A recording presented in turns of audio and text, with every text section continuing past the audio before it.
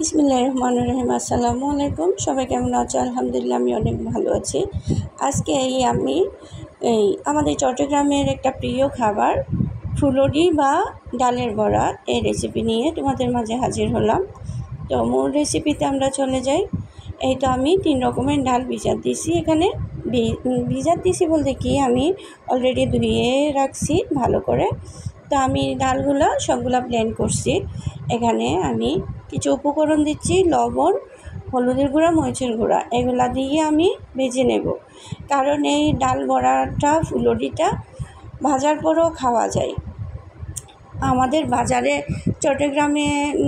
বাজারের মধ্যে এগুলা বিক্রি করে, আমরা বাজার থেকে আনলেই আমরা অর্ধেক খেয়ে ফেলতাম রান্না করার আগে। এত মজা হয় বলার কথা না।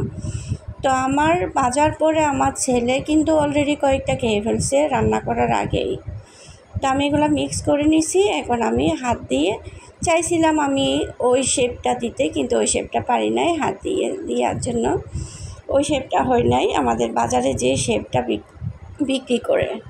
তো যাই হোক, আমি শেপটা না পারলে কি হবে, কিন্তু আমি এই যে পারফেক্টভাবে আমি যে ফুলুরিগুলো বানাইছি, আমার এত ভালো লাগছে। আজকে অনেক বছর পরে এই ফুলুরি খাইছি বন্ধুরা। আসলে এইটা আমার চট্টগ্রামের মানুষের জন্য একটা অমৃত মতন এই জিনিসটা।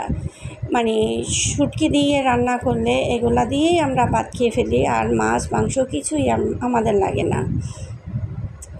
তো আসলে যাই বলি না কেন, এটা প্রত্যেকটা ডিস্ট্রিক্টের একটা প্রিয় খাবার থাকে। তো আমাদের চট্টগ্রামের ডিস্ট্রিক্টেরও এরকম আমাদের প্রিয় খাবার এই ডালের বড়াটা। তো আমি অনেকগুলা ভেজে নিয়ে ফেলছি। তো এগুলা সব একে একে ওটাই নিচ্ছি, এই বড়াগুলা। আসলে আমি একবার করছিলাম শুধু চনার ডাল দিয়ে, কিন্তু আমি পারফেক্টভাবে ফ্লেভারটা পাই নাই। তো আমি সবার সাথে শেয়ারও করি নাই। আজকে বলতেছি, গতকাল আমি যেইভাবে করছি, আমাদের বাজারের যে ফুলুরিটা বিক্রি করে, ডালের বড়াটা বিক্রি করে, সেম ফ্লেভারটা আমি পেলাম এই ডালের বড়াতে। তো আমার না এত খুশি লাগছে বলার কথা না। যাক বাবা, আমি সাকসেস হলাম এই ডালের বড়াটা করে। তারপর আমি তোমাদের সাথে শেয়ার করছি। আসলে আমি যেগুলা সাকসেস হই না, যে খাবারগুলা করে আমি মজা পাই না, এগুলো আমি তোমাদের সাথে শেয়ার করি না। তো যাই হোক, সবগুলা বড়া হয়ে গেছে। এখন আমি চুলাতে দিয়ে দিছি। আমি লইট্টা শুটকি আর পেঁয়াজ চুলাতে বসে দিছি, এগুলা হয়ে যাচ্ছে। এখন হলুদের গুঁড়া আর লাল মরিচের গুঁড়া দিব শুধু। এখানে আর কোনো মশলা আমরা ইউজ করি না। তো এইগুলা দিয়ে লবণ দিয়ে, হলুদ মরিচের গুঁড়া লবণ দিয়ে আমি এগুলা কষে নেব। তা আমি এতক্ষণ অনেক বকবক করতেছি, তোমাদের কাছে কেমন লাগতেছে আমি জানি না। আসলে মনের ভাবটা প্রকাশ করতেছি তোমাদের মাঝে। আমাদের চট্টগ্রামের খাবারটা কিভাবে খাই আমরা কিভাবে খেয়ে খুশি হই, ও জিনিসটা তোমাদের সাথে শেয়ার করতেছি। যাই হোক, এতক্ষণ পর্যন্ত আমার বন্ধুরা যারা আমার সাথে আছো, সবাই একটু লাইক দিয়ে দিবা। তো আর আমার ভিডিওটা, আমার কথাগুলা কোনো অংশ যদি তোমাদের কাছে ভালো লেগে থাকে, একটা কমেন্ট করে যাবা।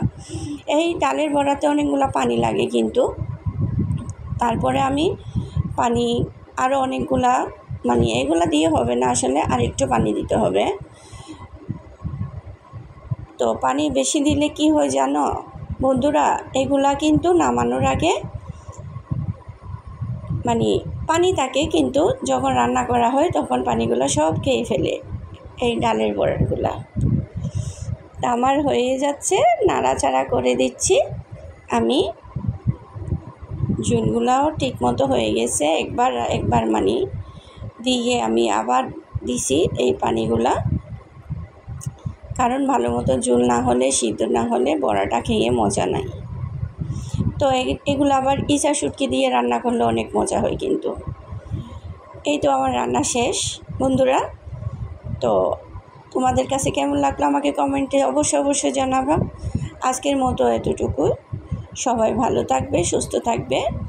আর যারা সাব করছো তারা অবশ্যই কমিউনিটিতে লেটার দিবা, আর আমার পেজের বন্ধুরা ফলো দিয়ে দিবা। তো আজকের মতো আমি বিদায় নিচ্ছি তোমাদের মাঝ থেকে। আবার নতুন রেসিপি নিয়ে তোমাদের সাথে হাজির হব। ওকে, আল্লাহ হাফেজ।